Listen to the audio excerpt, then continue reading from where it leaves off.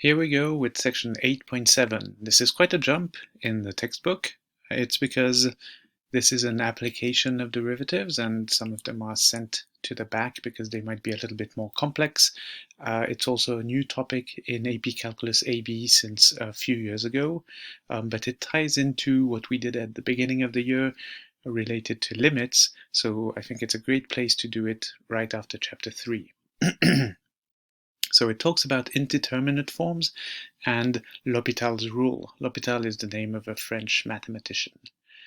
So we're going to check that situation where we can use L'Hopital's rule, and we are also going to learn how to apply it. And what is L'Hopital's rule? It's a technique that allows us to find limits. Now, we've seen quite a few methods to learn how to solve problems with limits, and we're going to discover today that L'Hopital's rule is extraordinarily powerful. It can really solve so many problems. It's just like one recipe that solves so many problems that you used to need several different recipes earlier. So let's start with the definition of an indeterminate form. When you have something like 0 over 0 or infinity over infinity, you have to think about that like a fight, and you don't know which of these is going to win. If the infinity at the top is bigger, then this might be a big number, and if infinity at the bottom is bigger, if I may say, then it's going to be bottom heavy, as we say, and that would be equal to 0. So when you just see infinity over infinity, you don't know which one is going to win. So, just a reminder of some techniques you've seen to solve limits when we had fractions. One is direct substitution. If you have a limit, you just plug it in to see if you get the answer. Another idea was to factorize. Maybe you had polynomials and you could factorize and simplify, and after that it was possible to figure out what the limit was. One other strategy you've learned and that we've worked on a little bit is to multiply by the conjugate. Other techniques to find limits are to look at the graphs, make tables of values. Then there's this one that in some classes we learn by heart, the limit as x approaches 0 of sine of x over x. Sine of x over x is equal to 1. So some students know it by heart. Sometimes it helps to just memorize that one. And then there's one that comes even from maybe earlier in your studies, and that's comparing functions. And maybe you remember the term leading coefficient when you were in Algebra 2 and you were doing end behavior. What is the behavior of this function when x approaches infinity? You would look at the polynomial and check the degree. If the degree at the top was higher, then it would go to infinity or negative infinity.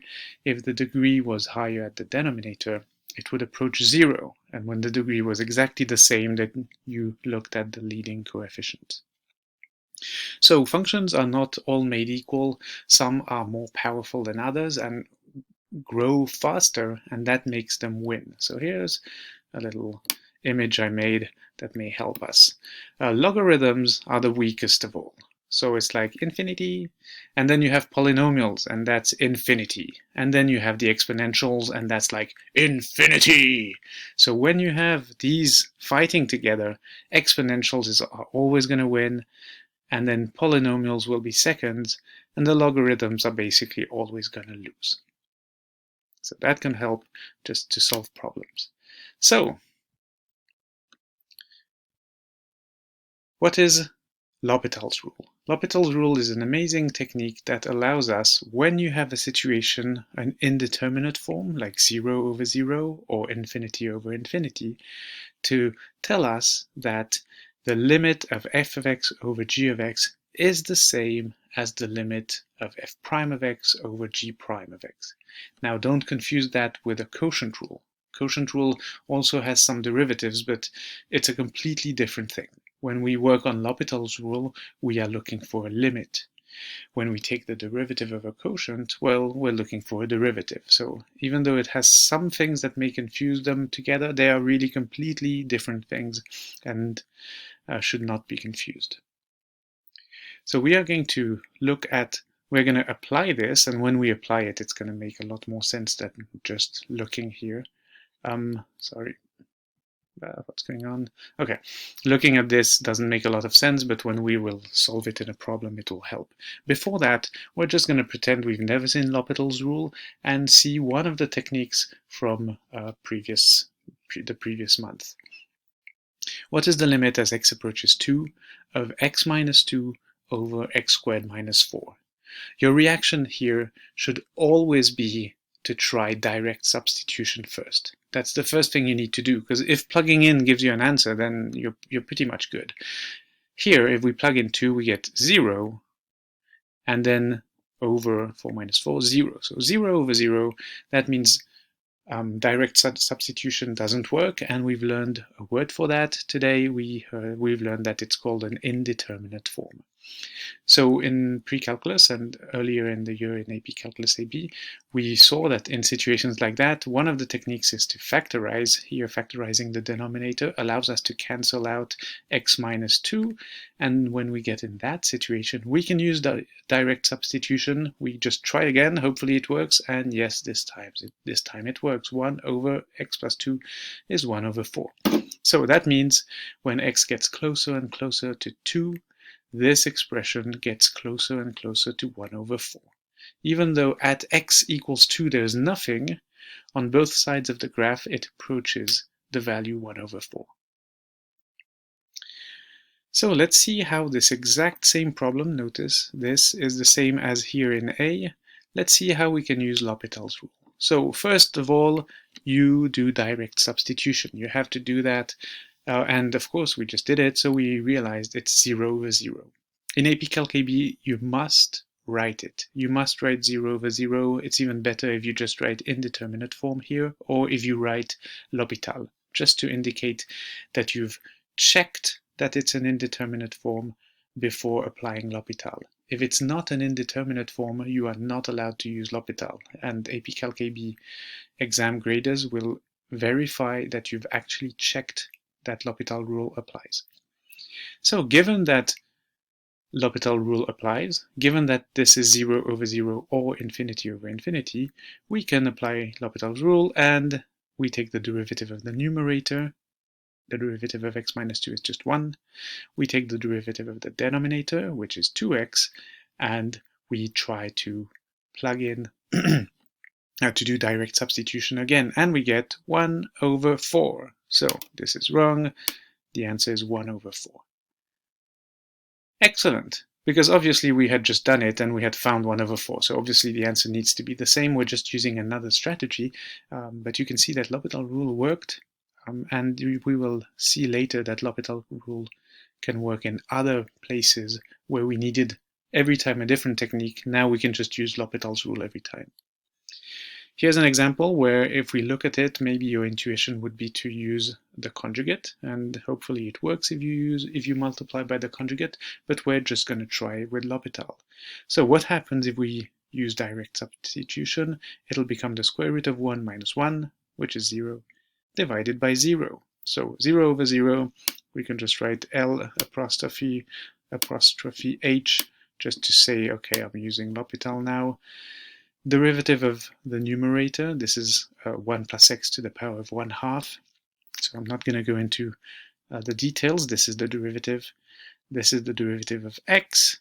And now I try to plug in x equals 0 again, and I get 1 over 2. It's the 1 over 2 that's actually here.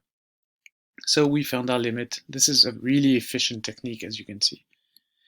Next one, C. We only have C and D, and then we're done. What's the limit of x times ln of x? Well, there's two things we're going to be talking about here. Firstly, this does not have the look that we were hoping. To use L'Hopital's rule, you need this 0 over 0 or infinity over infinity, and that's not even a fraction. So we will talk in a minute about how to make this a fraction, but this is the clever idea that's mentioned here. The other idea is to think of what we talked about with the muscles and think like, well, x, when x approaches 0, this is going to approach 0. 0. This one, ln of 0, when you think of the limit of ln of x as x approaches 0, will approach negative infinity. But we have 0 times negative infinity. Who wins? The one with the biggest muscles, and it happens to be x. X is a polynomial. So 0 times negative infinity in this situation is going to be equal to 0. The answer is there. So just thinking about comparing these functions and remembering which ones are stronger, you can get the answer. The method that uses L'Hopital's rule requires a clever idea, and the clever idea is to put ln of x at the numerator, here it is, and then fake x and put it at the denominator, and we're going to change it to 1 over x. So it's 1 times ln of x, so 1 over x is the same as x.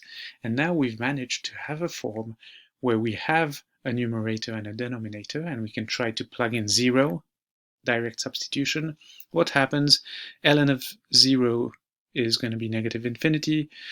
1 over 0 is going to be infinity, or maybe negative infinity. It's not quite clear, the signs, but we have an indeterminate form for sure. We have a comparison of powers here where we could decide which one is stronger.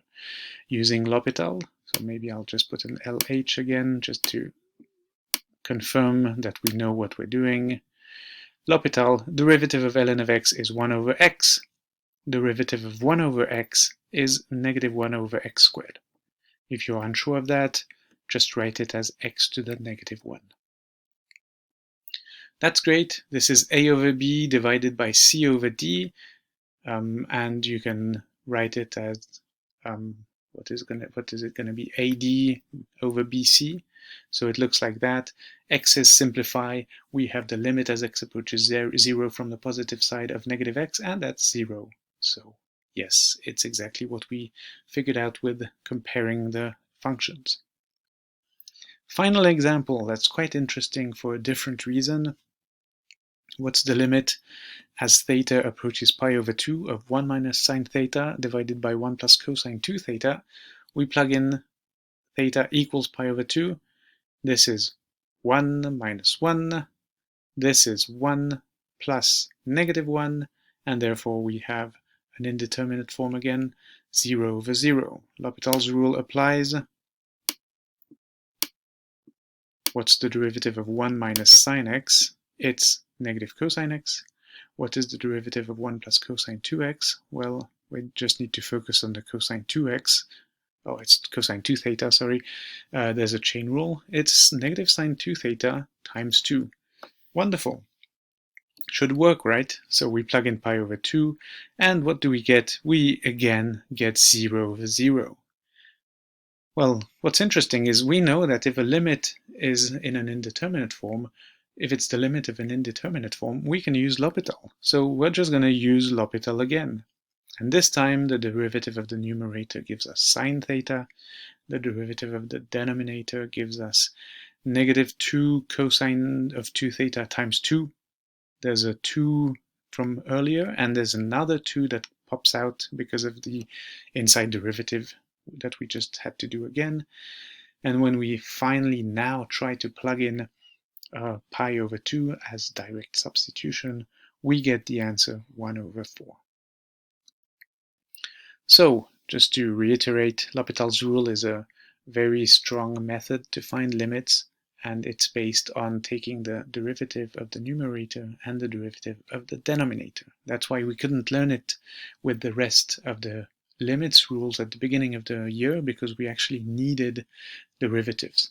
So it's interesting because derivatives need limits to be defined, and now that we've defined derivatives, we can kind of say thank you back and help limits in exchange to their help. Thanks for listening.